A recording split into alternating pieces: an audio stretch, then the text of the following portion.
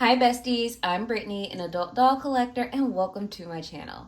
Today we are going to be talking about Barbie sewing style. But before we do, I want to say that this channel is intended for adult doll collectors and not children, so if you're under the age of 13, please get your parents' permission before watching. So, Barbie sewing style. This was a doll line that I have been excited to talk about since I started this channel a couple months ago.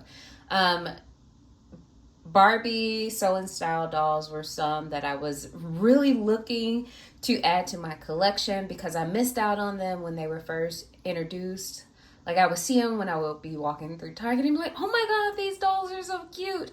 But I didn't, feel like I needed to have them in the moment. And then looking back, I was like, what was I thinking? Like, you probably won't get a doll line like this anymore, and that is unfortunate. But before we start talking about these three Grace dolls that I have before me and unboxing one, we'll find out which one soon. I do want to share a little bit more about what Barbie sewing style was. I feel like if you're new to collecting or if you've been collecting for a while, I feel like everyone kind of knows about the sewing style line. And I feel like for a lot of collectors, they're very sought after to add to their collection. But the doll line, sewing style, was started in 2009 and unfortunately was discontinued in about 2015. And the reasons for that, that I've seen around was that it wasn't a best-selling line. There was little interest in it, which I beg to differ. But eventually Mattel thought that it was, not a line that they wished to continue, and they were slowly discontinued and phased out. But this line is unique because this line was focused on African Americans, African American girls and doll collectors, youth, and then probably older doll collectors. So it is unique because kind of like Shani, the focus was all on Black and Latinx characters. And the doll line was created by Stacy McBride Irby, who was a Black designer from Mattel who brought forward this idea on how to kind of like expand the doll market, but also create dolls that were reflective of society and reflective of how she grew up as someone in the African American community. So what's unique about these dolls, they did a lot of collaborations with, urban attire brands such as Baby Fat and Pastry, and then just gave the dolls like really great modern for 2009 looks. So the premise, because all doll lines tend to have like a theme or a premise, some storytelling aspect to it to build into like Barbie or the doll's lore. So for the sewing style line, how we kind of like bridge the connection from the Barbie and Barbie focused characters to Grace and her own, universe, like her own community of characters and friends that she has. So the link is made by Grace, being a friend of Barbie's who moves from Los Angeles to Chicago. And in Chicago, she makes a lot of different friends. So those friends include Kara, Tristel, Chandra, Darren, and then later in the line, they introduce Marisa.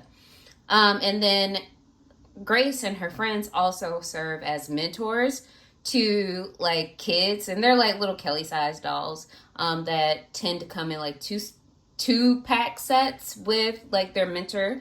And then those dolls include Courtney, Kiana, Zara, Janessa, and Julian. So we are going to take a look at these three dolls that I have. So I do have one more sewing style doll, but I saw that I have like a nice little collection of Graces. So I wanted to talk about Grace first. So let's start with, Baby Fat Grace. And let's bring her close to the camera. And just for the record, like, I'm not unboxing this doll. She was so hard to find. I was lucky enough to like come across a good deal on her and was able to get her. So she not coming out this box ever. But we can take a look at her inbox. So as you can see, she has kind of like a flipped hairstyle. So to me, it probably was meant to look like feathery bangs and lots of loose curls. But she is wearing a pink baby fat sweater, looks like, with some like black leggings. I'm trying to bring them a little close. That do have like a textured detail to them. She also has a pair of black heels that kind of look like athletic shoes. Kind of look like back in the day when they used to make pumps or like heels out of Adidas and sports type shoes. Or like Timberlands, you know, the Manolo Blahniks Tim boots that you would see on episodes of That's a Raven, or like an early Destiny's Child video. So like those. But she also has on a baby fat gold belt and gold earrings as well. And as you can see, it has the baby fat logo in it. And if you're unfamiliar with baby fat is the feminine counterpart of Fat Farm clothing. I don't know, like Fat Farm and Baby Fat were two urban clothing brands that was started, I think, like in the early 90s. Definitely early 90s for Fat Farm and probably mid to late 90s for Baby Fat. I do not want to go into who founded Fat Farm because, yeah, there are a lot of issues with the founder of Fat Farm, and I'm not going to get into that. But you could Google Fat Farm, see who the person who started and created the line is. We're focusing on Baby Fat. One of the key persons with Baby Fat was Kimora Lee Simmons. She was a model. You've seen her like grace the covers of like Vibe magazine. And she was also like a mainstay in music videos. So she's just like this really glam figure, especially in like the hip hop community. But yeah, so this is Baby Fat Grace, and this is cool. This is one of the brand partnerships I was mentioning. And on the back of this box, you can see the other dolls in the collection. So for Baby Fat, at least for this wave, they have a Marisa doll, the Grace, who was pictured. Oh, and I guess she does have some earrings. So when we turn back around, we have to see if she has these really cool earrings. We also have a Chandra and then a Baby Fat Cara. And then you can see that it was logo, a collaboration with Baby Fat. And this doll was released, like at least box date says 2012, but she might have been released in like 2013. And I'm looking in the box to see, okay, yeah, I found the glasses. So they're right here. And they look to be still in good shape. So there we go. Hard to find. If you find her for below like $100, that's a good deal. But then we also have Rockaware Grace. So again, in collaboration with the urban fashion brand Rockaware. Again, you know, you could Google who started Rockaware and who was in important figures in the Rockaware brand. Kind of don't want to get into that in this video, but if you want to know, you can find out. You probably know who is responsible for founding Rockaware already. So, you know, if you know, you know. But like, we'll take a look at the back of the box first since I turned it over already. But this is like with the Rockaware line, it says it was introducing Chandra and Darren dolls. So we have a Rockaware Grace, Rockaware Cara, Rockaware Triciel, and then we have a Chandra and Darren. And this line is from 2009. So this is one of the earlier dolls in the collection. But this is Grace, and she is wearing a black and pink and white Rockaware shirt with Rocawear pants that are pink with a little R symbol on them. And then I don't know if we could tell in the box, but she does have on a pair of kind of high boots. And the pants appear to be either cropped or tucked into the boots. And then she does have a purse. It's white. It's kind of, there we go. It's white and pink, and it's like that. It got loose from the rubber bands. But what's cool about it, I don't know if you all can see it, but the pink part does have the Rocawear symbol on it.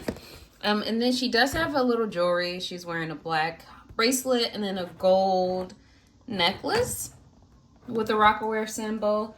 But I don't think she is wearing earrings. So, and again, due to the nature of how difficult it was to find this doll, and I apologize for that, you know, we live in a busy area. Due to the, you know how hard it was to find this, I am not unboxing her. She's gonna stay in here because she's not easy to come by either. I was able to find her for a really good deal, in my opinion, so that's why I got her. But we also have Grace, and this is from a later wave of dolls. I feel like it might have been like an animal themed one, because other dolls I've seen in this wave, they all have like animal themed dolls, like, I mean, not dolls, rather, dresses and accessories. And as you can see, her theme is zebra. So she is wearing a pink and a purple zebra dress. And we'll find out what other details she has. But like, this is what the side of the box looks like. So it has some really cute, oops, sorry for almost dropping it. She has some really cute illustrations of the characters here. So I assume this is Cara, because she usually has like reddish brown hair. This is Trishelle, and then this is Grace. And then the back of the box, which is really unique. I like how it, like, all the boxes prominently feature the dolls and have like a nice glam close-up. Like, I really like that. But it says, Grace and her BFF stage a fierce fashion fundraiser. They rock their favorite animal print outfits with matching accessories, helping the community is so in style.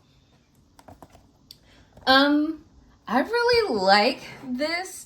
Another thing that I noticed about the dolls in the Sew in Style line is that it is like a lot of the play or a lot of the storytelling elements of the line have tenets that are important within the Black community, like being a mentor, doing fundraising, hanging out with your friends. Like, you know, it's like, yes, it could be applied to the wider culture. Those are really great lessons for everyone to learn, but I really liked how there was a very strong emphasis on that in the Sew in Style line. But, you know, since I've found a couple of these Graces and they aren't as difficult to find as the other two, I do feel comfortable in unboxing her. So we will take her out of the box and get a closer look at it. So be right back.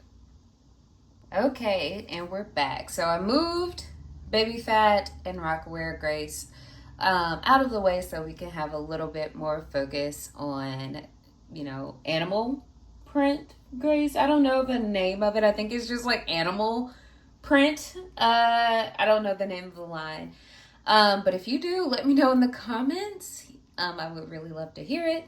But let's, you know, focus on her articulation first and then get into her details. That's the way we'll do it this video. So as you can see, she doesn't have as much articulation as the other two dolls. So she does have articulation at the head, so she can move her head from side to side, give it a nice look. She also has articulation at the shoulder, on both sides. But you can see, like, she doesn't have any elbow or wrist articulation. And then in terms of her legs, she does have articulation at the hip, but no articulation elsewhere. These aren't bend and click knees. They are just stiff plastic knees, so they don't move. And then I'll bring one of the dolls back for comparison. So as you can see with Rocawear Grace, and the same is true for Baby Fat Grace, they do have articulation at the elbows. So you can see that her elbow is bent and you can see the joints there. I'm not sure about the knees. She might have articulation there. It looks like maybe because her leg is slightly bent in a way that this doll's isn't. So there's probably some additional articulation there. But let's get into her details. I'm going to bring her closer. We'll take a look at her makeup up close. So as you can see, this is a gorgeous face. In all of the Barbie Sew and Style dolls used in Billy, I think that's how you pronounce it, face mold. So that is a play line sculpt and also used in some designer dolls as well. So it was definitely used throughout the Sew and Style run. But she has on light blue eyeshadow with a little bit of glitter above the lid. So you can see that glitter, nice shimmer. She has on a hot pink lip, and it looks like she is meant to have, I'm trying to focus her again. It looks like she is meant to have like a smiling face, like painted so her teeth are exposed. Or it can be something that's a flaw with this particular doll. I really don't know. So that's an option, but her hair is styled. Hopefully, let me bring her back. Okay. Her hair is styled in bangs and a braided ponytail. As you can see, it's a dark brown with a little bit of a lighter brown highlight throughout. So that is what her hair looks like. From the way it looks to be rooted, you might be able to get a nice style. If you do a boil wash with it, you might be able to get the hair to lay down if you want to undo it.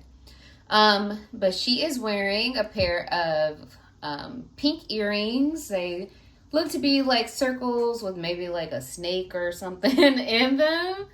Bring it a little closer so you guys can see it.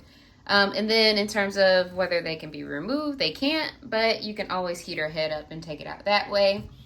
And then she is wearing a purple and pink zebra printed one sleeve dress. And it is completed all the way around. So that ruffle, that pink ruffle and the bottom purple ruffle, they are completed in the back.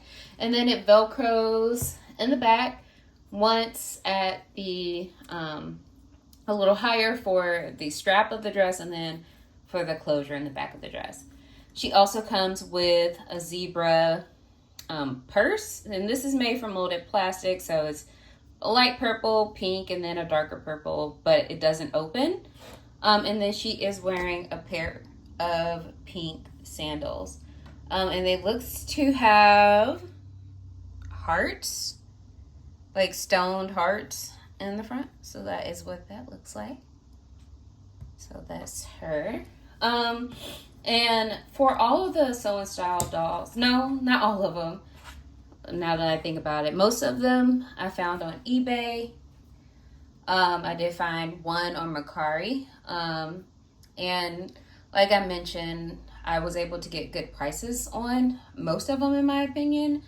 From what I've seen, especially now, a lot of the Sew and Style dolls start at about $60 and only go up from there depending on, I guess, their rarity. I will be honest, I feel like at this point I might have at max paid $90 for one, but most of them I've picked up so far.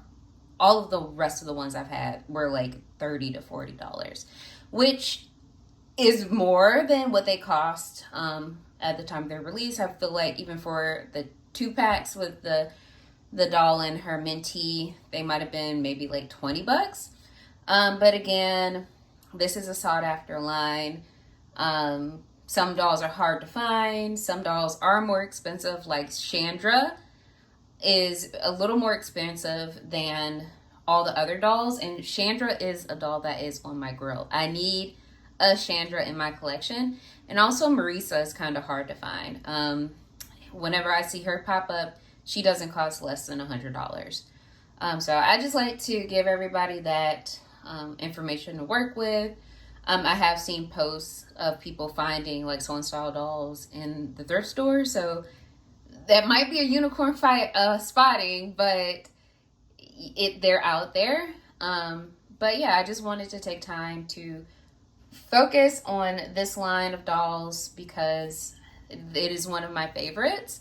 I like when Mattel offers creators the opportunity, especially like I did watch the Black Barbie documentary that is on Netflix a while ago. And I really like that they did focus on Kitty Black Perkins and Stacey McBride Irby, and how they shared their story of how they came to work for Mattel. And Stacey shared that she grew up playing with Barbie, and she was just excited to be able to, follow Kitty Black Perkins' path, and also wanted to bring a doll line that she would have liked to play with when she was younger, and a doll line that her daughter could play with. So like she consulted with her daughter for like input on the doll line, and they brought that forward.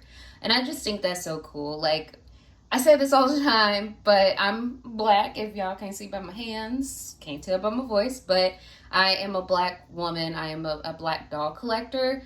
And it just feels good to have a toy like Barbie, because a lot is projected and put on Barbie. Barbie stands for a lot of different things. But it's good to see a community of Black dolls be featured in a Barbie line, and be featured in Barbie's world, and then also have their own separate thing. I just really like that, and I admire, Stacey for creating it, and just bringing it to the market. Like I really think that is so cool. But yeah, that kind of concludes my thoughts on Soul and Style dolls with all the great dolls that I have in my collection. I really want to hear from you. Like, what do you think of the Soul and Style dolls? Soul and Style dolls, rather. Like, are they part of your collection? Are you looking for them? Which ones would you like to collect? Like, are you collecting Graces? Are you looking for Chandra like me? Let me know in the comments. I would really love to hear from you. And before we go, I think I might tease a future video because they are related. So I picked up this recently, and I can't wait to take a closer look at her. I'm not going to spoil the whole thing, but we'll take a little peek at her. So let me grab her. So I literally just got her in the mail today. So I'm going to just take some of that bubble wrap off. And so this is coming to move Grace aside because they are sisters.